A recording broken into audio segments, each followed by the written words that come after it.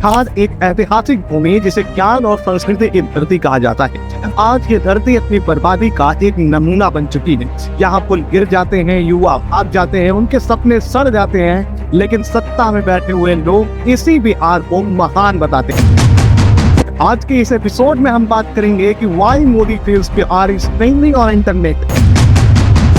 इस पूरी चीज को हम डिकोड करने वाले हैं कि क्यों मोदी फेल्स बिहार इंटरनेट पर धूम मचा रहा है।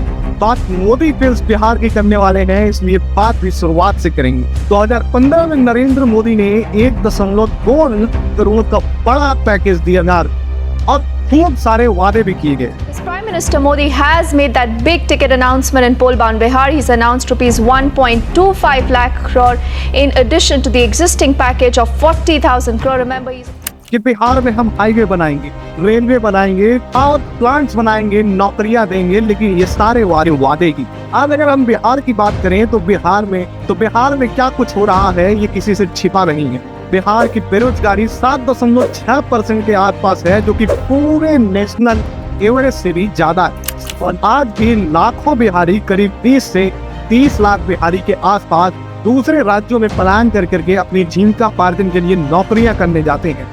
हमारा सवाल बिल्कुल साफ कि क्यों गुजरात को एक सेमीकंडक्टर प्लांट मिल जाता है और बिहार को सिर्फ जुमले मिलते हैं। आखिर कितने जुमले इस बिहार को दिए गए। 2005 में ये मुख्यमंत्री की कुर्सी पर बैठ जाती है, कहते हैं कि हम बिहार में डबल इंजन की सरकार चलाएंगे, लेकिन असल में ये जो डबल इंजन है वो बिहार को कभी आगे नहीं ले गया। ये हमेशा बिहार को पीछे ही ढकेलता रहा है। सड़क हो या फिर बिजली, इन दोनों के लिए नीतीश कुमार जी खूब क्रेडिट देते हैं। और नो डाउट नीतीश कुमार जी जब पहली बार सत्ता में आए थे तो इन दोनों चीजों के लिए खूब सारा काम किया था। पूरे बिहार में बिजली पहुंचा दी गई थी। ये नीतीश कुमार जी के लिए एक बहुत बड़ी उपलब्धि थी। इन कुछ कामों को करके इसका मतलब ये नहीं है कि आप बाकी चीजों को नजरअंदाज कर देंगे।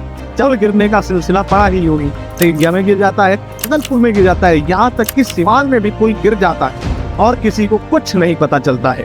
पटना मेट्रो की बात करें तो 2019 में शुरू हुई थी ये 13,000 करोड़ की एक महत्वाकांक्षा परियोजना, लेकिन आज भी ये पटना वालों के लिए एक सपना बनी हुई है।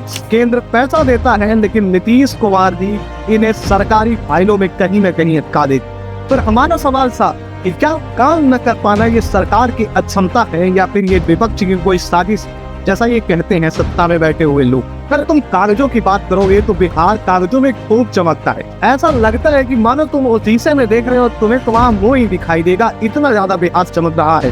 क्यों कह रहा हूँ कि कागजों में बताया गया है कि बिहार में 3 लाख करोड़ का निवेश किया गया है। ये निवेश कहाँ किया गया है, कौन सी कंपनियां आई, किस स्थान पे आई, कब तक काम शुरू होगा, ये चीज हमें बता दे। इस चीज को हम जानना चाहते हैं। इसके बाद प्रधानमंत्री आवास योजना के तहत 40 लाख गरीबों को उनको घर दे दिया जाता है। इस खबर को सुन करके लिटरली मैं शॉक कि भैया इसमें मेरा नाम नहीं है, कहीं मैं अमीर तो नहीं हो गया। और 1 करोड़ लोगों को उज्ज्वला गैस का कनेक्शन दिया गया। मैं ये नहीं कह रहा हूँ कि सारी चीजें फेक की बोली जा रही, कुछ चुनिंदा लोगों को इनका फायदा जरूर मिला होगा। इसमें से भी कुछ ऐसे लोग हैं जिनका फायदा उठा करके अपने फेवर में चीजों को करा लेते हैं। लेकिन बिहार की दशा वही की वही रहे।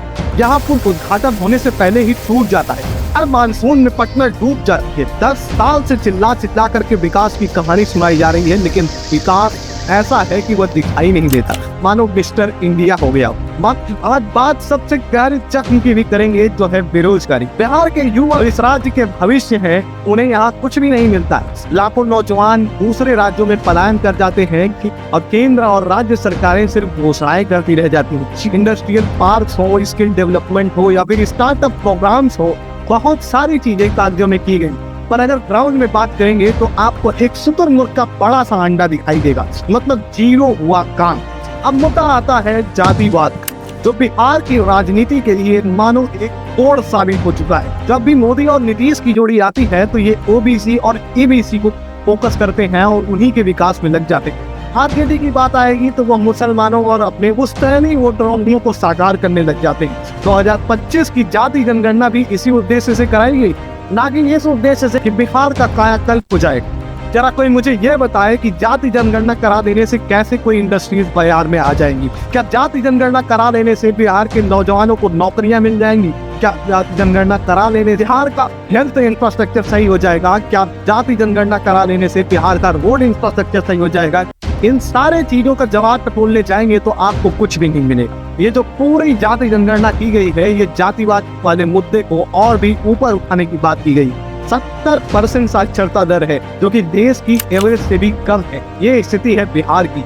8,000 लोगों पर एक डॉक्टर मौजूद है बिहार में। ये स्थिति है बिहार की। क्या यह पूरा दोष सिर्फ मोदी और नीतीश का? जवाब है नहीं। आरजेडी का जंगल राज्य बिहार कभी भूल नहीं सकता। वो जंगल राज्य जहाँ माफिया बंदूकों के साथ खुलेआम हुआ करते थे। लालू यादव के चारा घोटाले को भी पूरा बिहार कभी नहीं भूल सकता। बात करेंगे कांग्रेस की, तो जिसने दशकों तक शासन किया हो, जिसकी पीढ़ियां कह रही हो कि हम गरीबी हटाएंगे, हम गरीबी हटाएंगे। अरे गरीबी हटाते हटाते पूरी कांग्रेस ही हट गई, लेकिन गरीबी नहीं हटी। ये कैसी बला?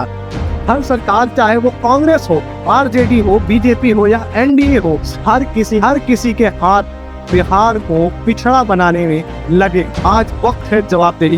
बिहार का हर एक नौजवान मोदी बिल्स बिहार नाम के इस हैशटैग को इंटरनेट पर ट्रेंड करके सरकार से सवाल पूछता जाता है। मोदी जी और नीतीश जी से एक ही सवाल है कि हमें वादों का पोस्टर नहीं चाहिए, हमें फैक्ट्रियां चाहिए, हमें हमारे स्कूल बढ़िया चाहिए, हमें नौकरियां चाहिए, और हमें ऐसे पुल चाहिए जो बनाइए, उनका उद्घाटन भी करें। भैया पुल बड़े गिरते हैं बिहार में। अगर आप बिहार से हैं और आप इस वीडियो को देख रहे हैं तो इसे लाइक सब्सक्राइब करिए और सरकार तक अपनी आवाज जरूर पहुंचाइए। सच बताइए कि क्या बिहार में कुछ काम हुआ है? अगर हुआ है तो हाँ, नहीं हुआ है तो ना। कमेंट में जरूर लिखिए। तब तक के लिए जय हिंद।